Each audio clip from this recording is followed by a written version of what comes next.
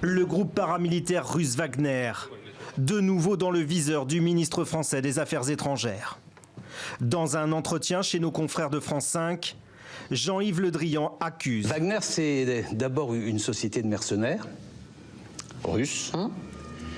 Lorsqu'ils pénètrent dans un pays, ils multiplient les violations, les exactions, les prédations pour se substituer parfois même à l'autorité du pays. L'exemple le plus spectaculaire, c'est la République centrafricaine, où finalement, pour pouvoir se payer, ils confisquent la capacité fiscale de l'État. Cette déclaration traduit l'inquiétude de Paris.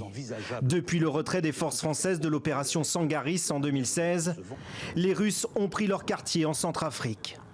La France redoute de perdre toute influence dans le pays. Pour Bangui, cette crainte ne saurait justifier les propos du chef de la diplomatie française.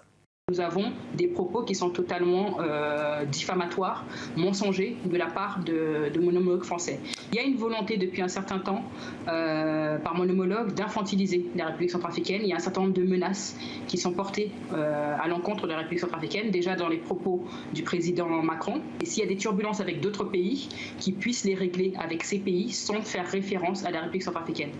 Le gouvernement centrafricain a toujours nié la participation des troupes russes. Mais ce document du président de l'Assemblée nationale, publié par nos confrères d'RFI, affirme le contraire. Les interventions du contingent russe aux côtés de nos forces ont été d'une grande efficacité dans la reconquête de la plupart des zones occupées.